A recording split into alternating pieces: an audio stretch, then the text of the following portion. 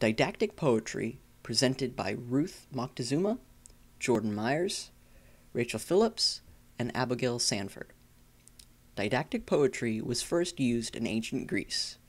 Hesiod, an ancient Greek poet who wrote poetry between 750 and 650 BC, is thought to be the first poet to use didactic poetry in his work. He worked at approximately the same time as Homer. Didactic poetry was originally used in epic poetry, such as Hesiod's epic poem Works and Days, or Homer's epics, the Iliad and the Odyssey. Didactic poetry is mainly found in Greek and Latin literature, but it has also made short-term appearances in other cultures.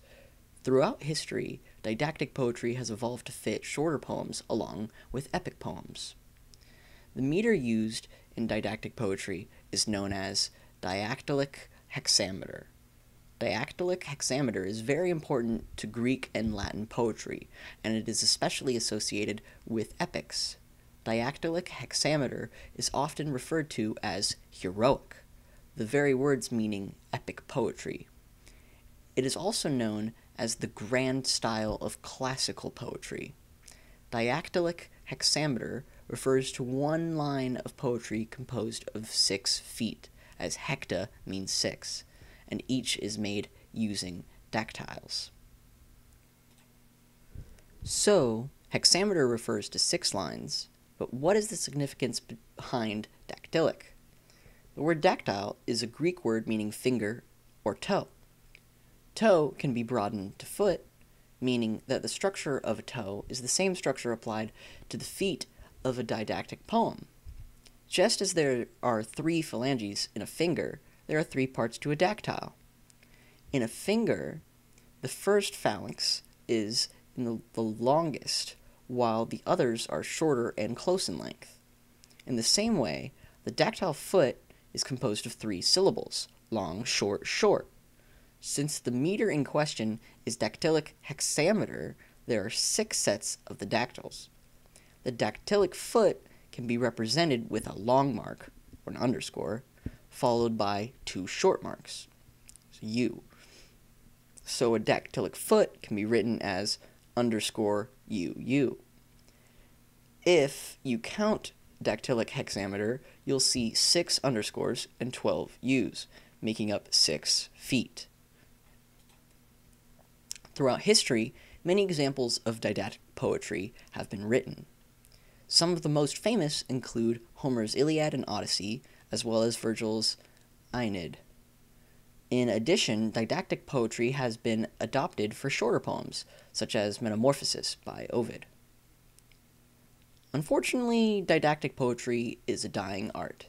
There are no examples of recent didactic poems because it has largely been rejected by modernism.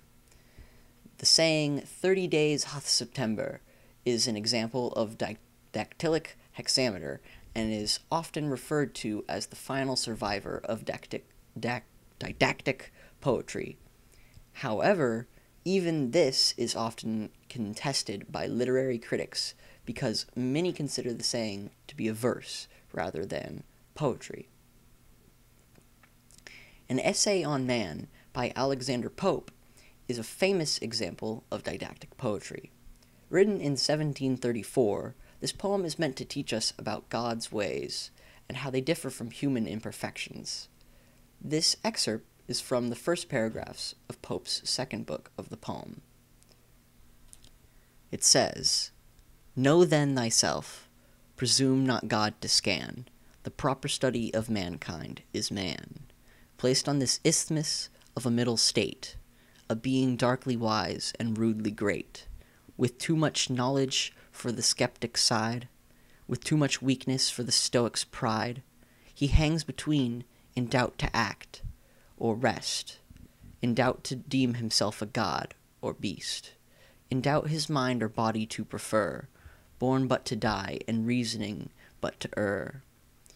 Alike in ignorance his reason's such, whether he thinks too little or too much, chaos of thought and passion all confused, still by himself abused or disabused. Create half to rise and half to fall, great Lord of all things, yet a prey to all.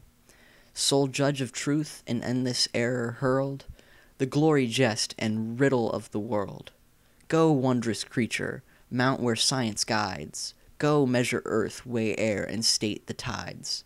Instruct the planets in what orbs to run. Correct old time and regulate the sun. Go soar with Plato to thy empyreal sphere, to the first good, first perfect, and first fair. Or tread the mazy round his followers trod, and quitting sense call, imitating God. An Essay on Man by Alexander Pope is one of many examples of didactic poetry.